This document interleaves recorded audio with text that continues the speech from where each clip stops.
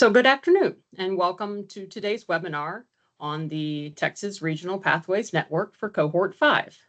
Thank you all for joining as we discuss this exciting opportunity and explore the details of the Cohort 5 grant application process.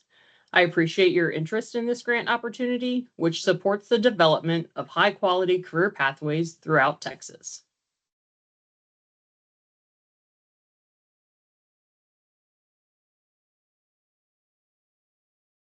My name is Bertina Peshak, and I'm here as the statewide coordinator for the Texas Regional Pathways Network, which is part of Texas Education Agency's College, Career, and Military Preparation Division. Throughout today's session, I'll provide insights into the objectives, timelines, and requirements of the Cohort 5 grant. My role is to guide and support applicants through the grant process and help ensure all grantees succeed in building robust pathways aligned with Texas workforce needs. Today's agenda is comprehensive and aims to answer most of the questions you might have about the program and the application process. We'll cover an overview of the Texas Regional Pathways Network, details about the Cohort 5 grant, including the timeline and important concepts, roles, and responsibilities, and a breakdown of how the application is structured. We'll also go over terms, support, assurances, performance measures, and finally, the Regional Partnership Agreement. We'll wrap up with a Q&A session to ensure you leave fully informed and ready to apply. We'll begin with an overview of the Texas Regional Pathways Network, or TRPN. The TRPN was established to build robust talent pipelines that support both the economic growth of Texas and career readiness for students. TRPN achieves this by connecting leaders across education, workforce, business, government, and nonprofits to develop career pathways aligned with high-demand, high-wage jobs in Texas. This program provides a unique opportunity to impact our communities by ensuring that Texans acquire skills and credentials essential for today's workforce. The Texas Regional Pathways Network, or TRPN, was established through the Governor's Tri-Agency Workforce Initiative, which was launched in 2016. This initiative unites the Texas Education Agency, Texas Workforce Commission, and Texas Higher Education Coordinating Board to strengthen connections between education and industry. Its core mission is to boost Texas' economic prosperity by ensuring that education pathways align closely with workforce needs. The TRPN takes a unique approach by creating pathways that are rigorous and directly linked to regional labor market needs. It ensures students not only have career and college readiness, but also concrete paths to employment in high-demand fields. The network emphasizes both academic and practical skill development so students are career ready upon graduation.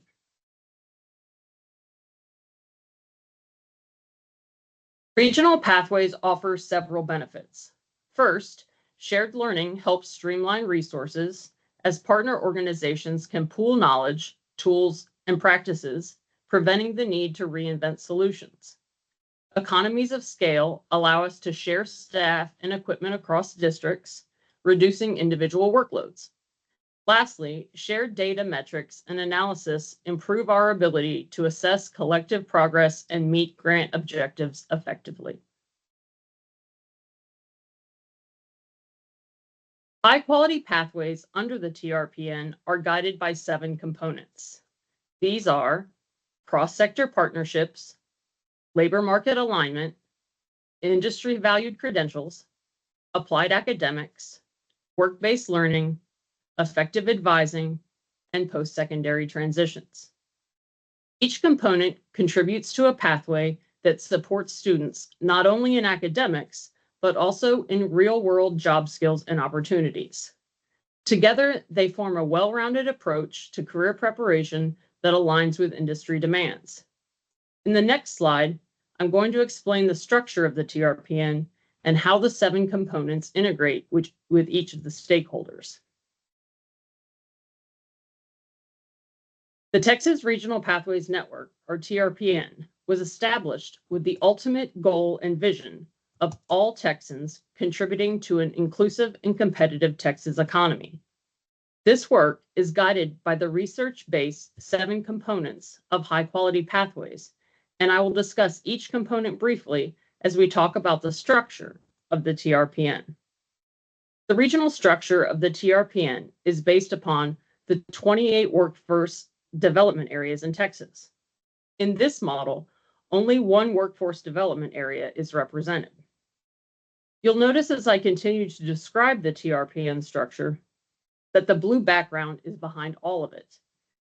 In 2023, funds designated from Rider 77 of House Bill 1525 allowed for the TRPN to grant funds to regional conveners for the purposes of working throughout the local WDA and convening a team of representatives from school districts, higher education, workforce boards, and local employers, as well as education service centers and other community organizations, to build cross-sector partnerships.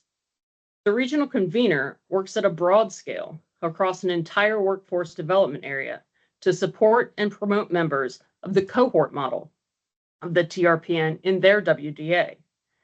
The cohort model works with some of the same school districts, higher education, workforce boards, local employers, ESCs, and community organizations, but in a much more prescribed manner. It is the job of both the cohort model grantees and the regional convener to use regional labor market data to determine the targeted industries that would lead students to high-wage, high-demand, high-skill career pathways. Regional pathways rely on a coalition of aligned actors from multiple sectors to design and execute, one where each stakeholder has their own role to play in each of the components, including industry-valued credentials, applied academics, work-based learning, effective advising, and post-secondary transition. For each of these stakeholders, I'll list a primary word or action describing their role. For K-12, integrate, as their focus will be on integrating rigorous core academics with career learning and integrating work-based learning into academic structures. For higher ed, partner, as their responsibilities are to partner with districts on advanced academic programs for dual credit and partner with employers for work-based learning internships. For workforce, connect, as their job is to connect with employers to determine labor market needs and connect with schools and higher education to provide real-time data. For employers, advise, as their primary role is to advise the team on industry standards on which credentials are of value in their industry. For ESCs and other community organizations, consult, as their purpose is to provide expertise in their area of focus. It's important to understand that these words are not a comprehensive look at the roles and responsibilities of each of the stakeholders. In fact, at some point, each of the words could probably define an action for any one of the partners.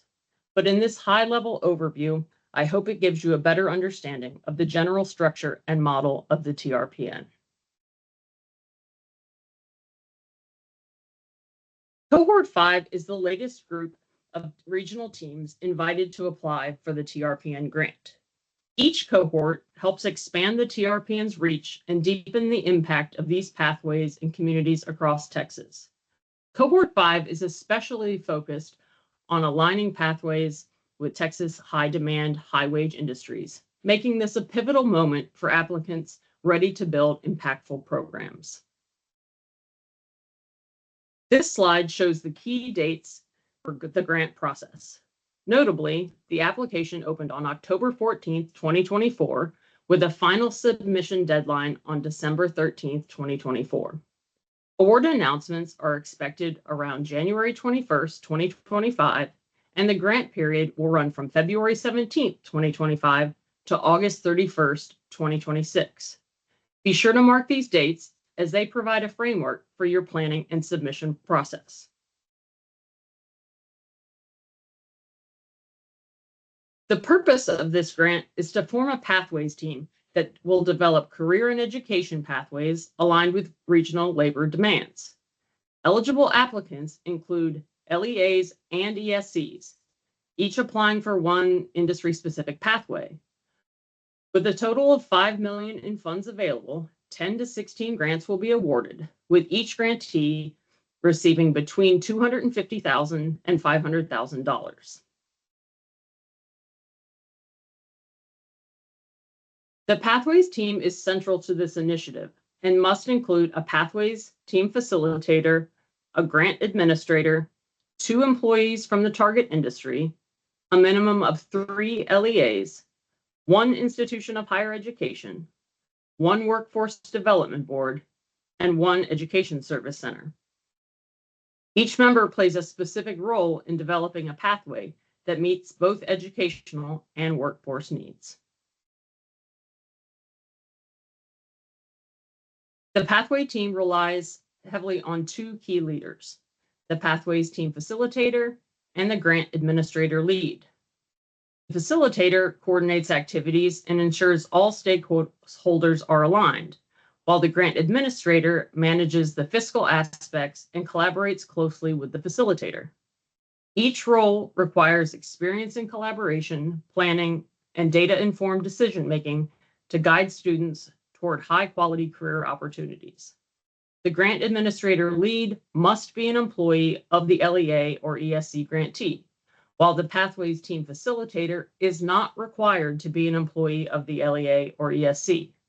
The Pathways team facilitator must be experienced and qualified for the position, but does not have to be employed by the district or ESC.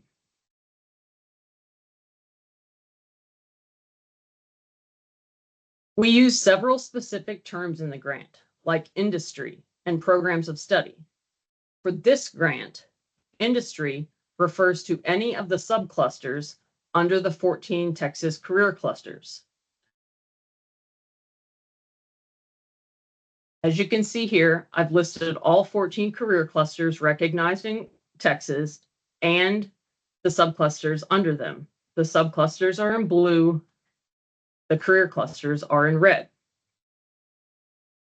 An example of the subclusters are things like carpentry or nursing science or robotics and automation technology. Programs of study are defined as sequences of courses that prepare students for high-skill careers. These terms help us align the pathways and programs to meet Texas's high-skill, high-demand needs.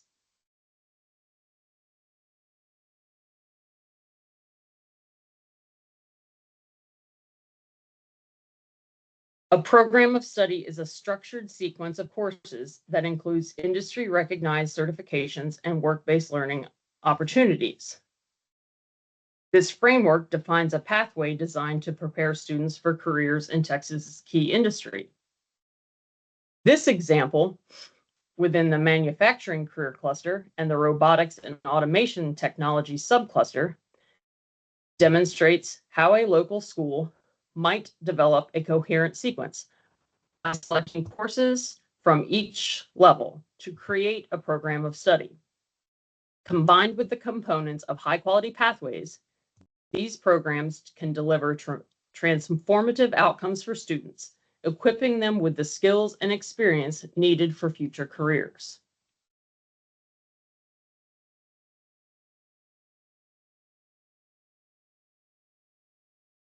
This example illustrates a regional pathways team in robotics and automation technology. It showcases a typical structure, involvement of stakeholders and representatives from each, and a regional convener. Note how various entities come together in this model to support students' academic and career development from secondary education through post-secondary and into the workforce.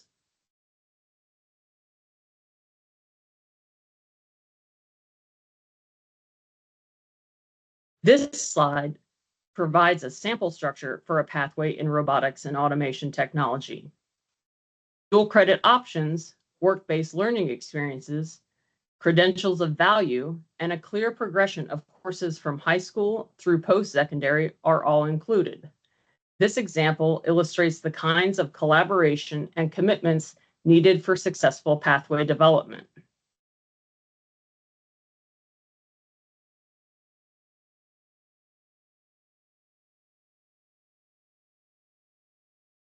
Once funded, grantees will join the Texas Regional Pathways Network, a statewide network of regional conveners and previous grantees working on similar initiatives.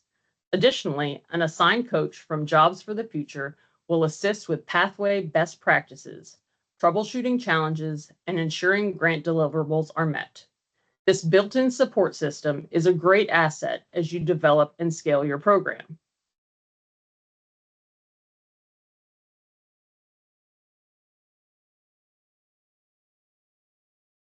Program assurances require that the grant administrator and Pathways team facilitator meet monthly with their JFF coach and engage the team in planning work-based learning, advising interventions, and post-secondary opportunities. These steps are required within the first 3 months and help set the stage for a successful program launch.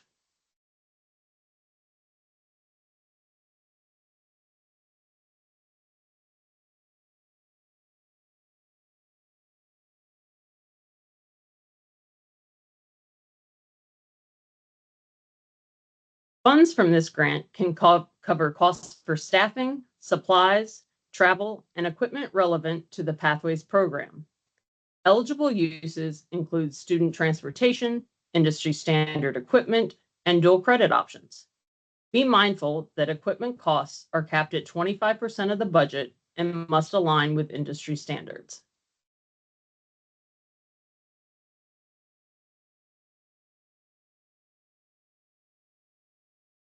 Grantees will be responsible for tracking and reporting several performance measures, including the summary of grant activities, work-based learning participation, employer engagement, dual credit attainment, and post-secondary enrollment.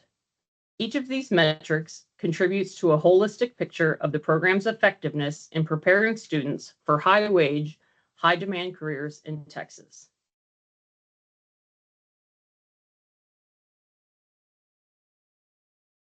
The application includes 2 parts.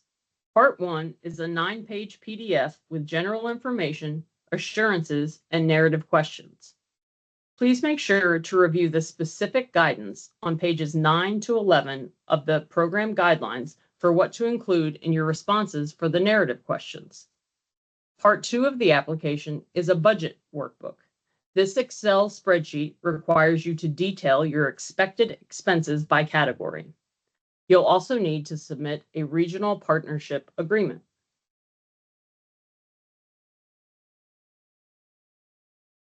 The regional partnership agreement formalizes the commitment of each partner to the program. This agreement defines roles, responsibilities, and expectations for the Pathways team facilitator, grant administrator, industry employers, LEAs, higher ed, workforce board, and ESC. A comprehensive agreement is crucial to ensure accountability and collaboration. Getting all required signatures on one document can sometimes be challenging.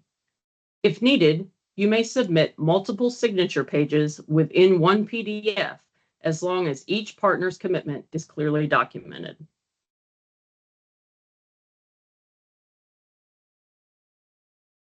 A regional convener is not a required partner because not all workforce development areas currently have one. However, if your area does have a convener, they will collaborate with your team to support pathway planning and implementation, bringing valuable insights and technical assistance.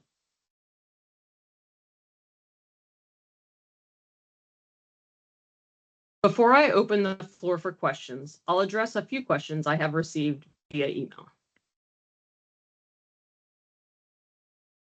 Question: can an education service center serve as the grant administrator, or does the grant administrator have to be a local education agency?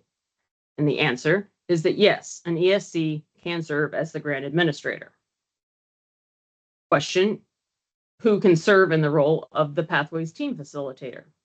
And the answer is that the Pathways Team Facilitator may be a member of an LEA, ESC, workforce board, employer, or other entity, as long as they have experience working with and convening key stakeholders, planning and executing regional initiatives, using data to inform decisions, and understanding labor market analysis, employer needs, educational needs, and quality work-based learning. Question: why is the regional convener not included in the partnership agreement? And the answer is that the regional convener role is not included in the partnership agreement because the regional convener role is only in 17 out of 28 workforce development areas currently. However, if the applicant's WDA has one, they will be notified if the applicant is awarded a grant. And in such cases, the regional convener will be provided additional technical assistance to the grantee, collaborating to plan and implement high-quality pathways using the 7 key components. Question: under the allowable expenses, which is on page 16 of the program guidelines, it states grantees are required to budget the equivalent of 0.1 FTE for each partner engaged in the grant program. In the budget narrative on page 11 of the program guidelines, it says we need to detail the minimum 0.1 FTE dedicated as pass-through to each district partner involved in the grant project. Are we required to pay for a 0.1 FTE for the school districts or all partners? And the answer is that each LEA or school district partner must receive funds covering at least 0.1 FTE or 10% of a full-time role as pass-through to support the grant. This allocation should cover specific costs like staff time or resources dedicated to grant activities. In your budget narrative, clearly outline these pass-through amounts, showing that each district receives at least 0.1 FTE and specifying the role or purpose, such as personnel support or grant implementation. This requirement applies only to district partners, LEAs, not all project partners, and ensures each LEA has the resources to meaningfully contribute to the grant's goals. This approach meets program guidelines and enhances each district's capacity to support grant success. Question on the TRPN Regional Partnership Agreement, which is a required program-related attachment. Can we split the signature request into separate agreement forms for each of the partners? And the answer is yes, that TEA recognizes that obtaining all signatures on a single page may be challenging within a limited time frame, and you are welcome to submit separate signature pages for each partner, provided that all pages are compiled into a single comprehensive PDF document for submission. So I'd now like to open the floor for questions. You are free to ask about any aspect of the Cohort 5 grant, from application requirements to performance measures and pathway components. We are here to ensure that you have all the information needed to apply with confidence.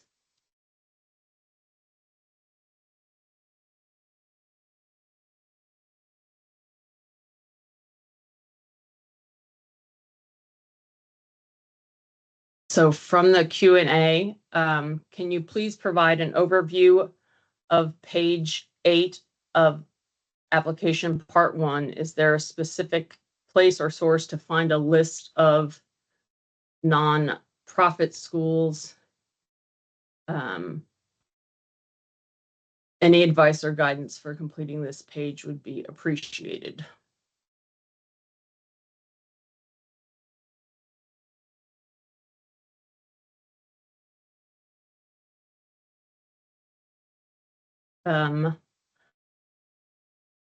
I may have to put that in the FAQ so that I have make sure I have the correct answer for that, Shane. And then Dr. Anderson, do I have a link to this presentation? Once the webinar is complete, it will be posted on the grant page.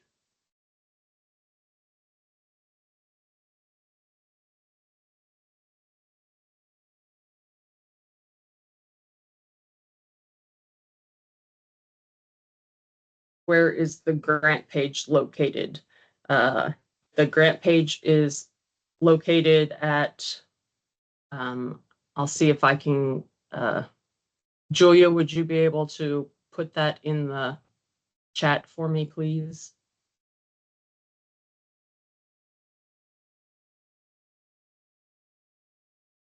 Thank you.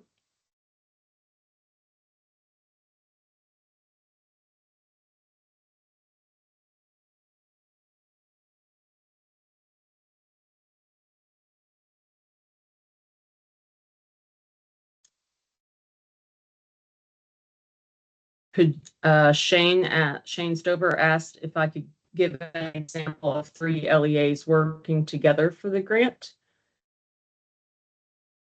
And I can go back to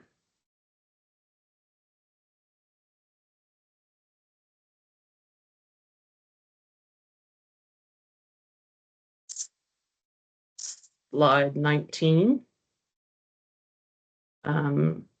to show how this this is an example of made up. Here's 4 ISDs working together with a community college working where they are offering, and I'll go back one more. So in this targeted industry of robotics and automation technology, these 4 districts are working together, and they are offering, they're sharing a certified teacher here to offer this principles course. And then in the, for their, I say year 1, but perhaps that's freshman. And then in year 2, like sophomores, juniors, and seniors, they start earning dual credit for these courses. And so they have, they're off getting lots and lots of credits here. So they're taking, this is just one way. There's lots of others, but they're taking some different courses here in the fall on Monday, Wednesdays, and Tuesday, Thursdays. And they're earning both these courses here through the community college, but they're also earning this credit at the for the high school. So they're getting their coherent sequence of courses to earn their endorsement. So they become concentrators and completers. This would be a completer. They are getting a certification and a level 1 certificate.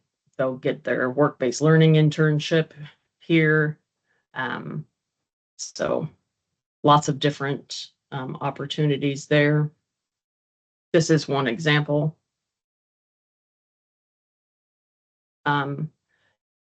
So Shane asks if those districts would house the equipment classes. That really depends on what you work out. This could be something that perhaps maybe happens at maybe it happens at one of the ISDs, or maybe it comes around to all of them, but you have the equipment at, or maybe it happens at 2 of them. It really depends on how you work that out with it really depends on how you can work that out, what works best for everyone. How many kids you have that come together, who's got the space. It's worked in so many different ways. So there's lots of different opportunities. And maybe Julia, if you'd like to come off and share some other ways that it's worked as well. This was just an example to share, but happy to let Julia share as well. Yeah, thanks, Bertina. I think that the thing to remember here is it's like the spirit of collaboration across districts. So that can look like, sharing equipment. It might look like sharing, like cohorting students across districts into dual enrollment classes, dual credit classes.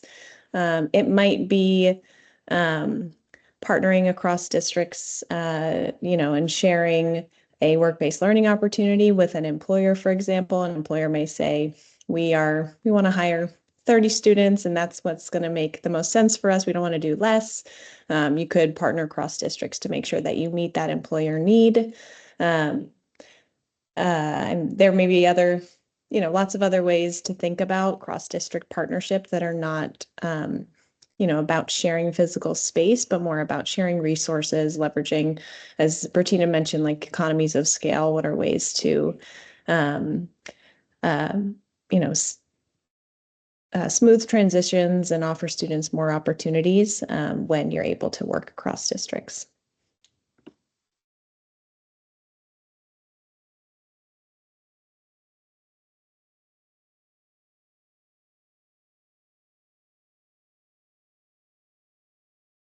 Okay, so there's more questions. If an ESC applies as a fiscal agent for a group of districts, will the ESC use the SSA fund code for their budget?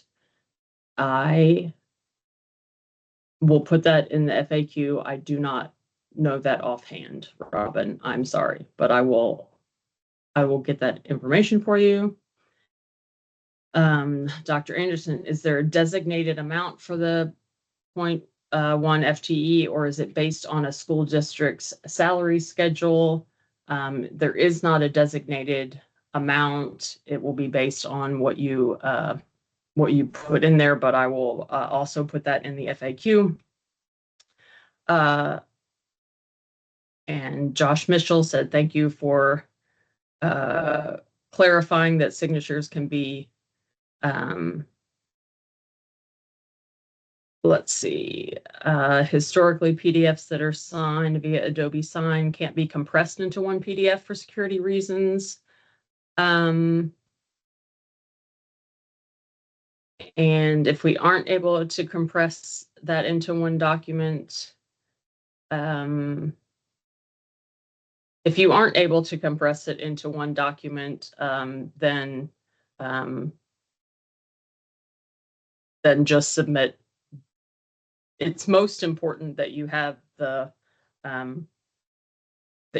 all signed, so it will not affect your points. It will only affect your points if you do not have all of the signatures. So I will amend the FAQ to say so. Ideally, get them all in one if they, but it will not affect your score if you do not have it all in one PDF. Ideally, that would be great. If not, I would rather have all of your PDFs. I would rather have all of your signed documents than not. I can get over you not having it all in one. If Daphne Rickard, if we were a previously awarded grantee that is changing the LEA, who will be our grant administrator, fiscal agent, will that affect our application? No. If I understand that correctly, that should not affect your application. No. Derek, the grant end date is August 31st, 2026. LEAs could start this August 2025 and is for 1 year. Can this be a year 4 initiative to meet the needs of the workforce for seniors, or is this a 4-year plan?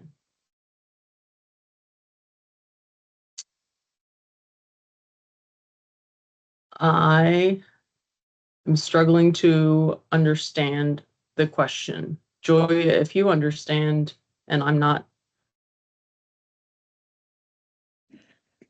I think, I mean, my first reaction is that the purpose of the TRPN is to build regional pathways infrastructure and then an implementation. And so, if what you are able to implement is if the students it's immediately serving are seniors, I think that is fine. But I think the um, the overall purpose and vision of this work is to build a pathways system in your region that lives beyond the life of the grant and serves students beginning in ninth grade or even before potentially.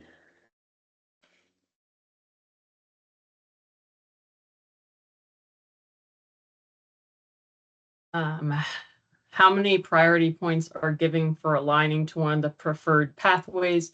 We have several high wage, high need pathways employers and are hoping to implement that were not included on the priority list. We did not put that number on there. And we will put that on the FAQ. I need to clarify that with my administration before I say that here. So I believe I know, but I don't want to say without making sure I am correct. So I will put that in the FAQ.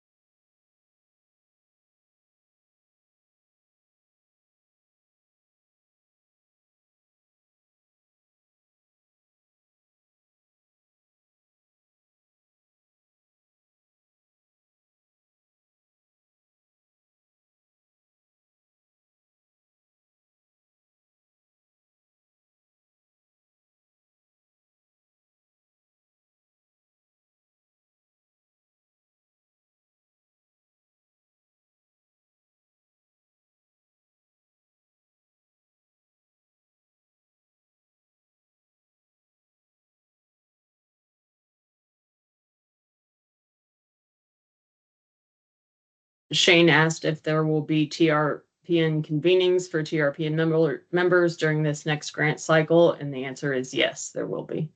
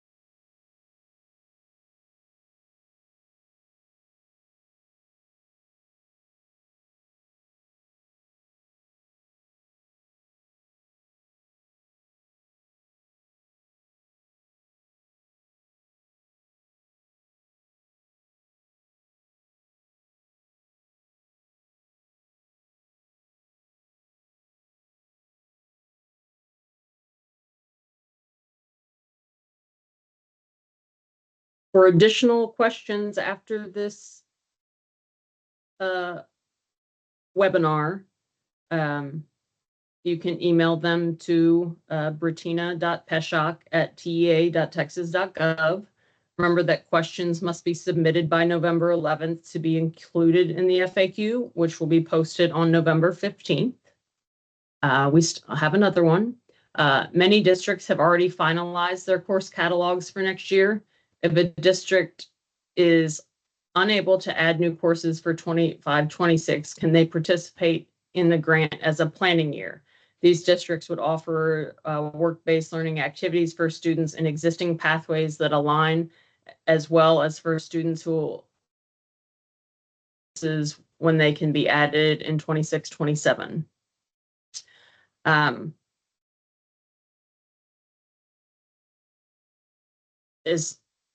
As long as what you you'll put all of that into your application, and and put in like what district program of study you have and what all can be done. So as long as you are clear in your application.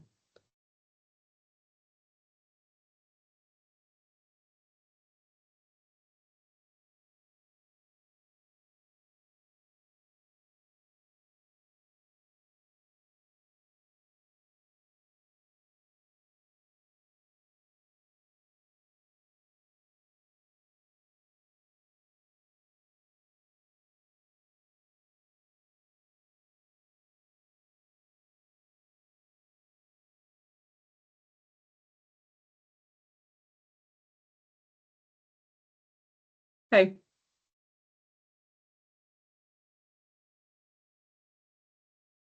If there aren't any more questions, I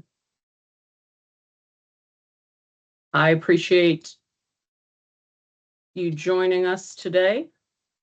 And the recording of this webinar and the PDF of the slides will be posted to the grant page as soon as possible. Thank you for joining us.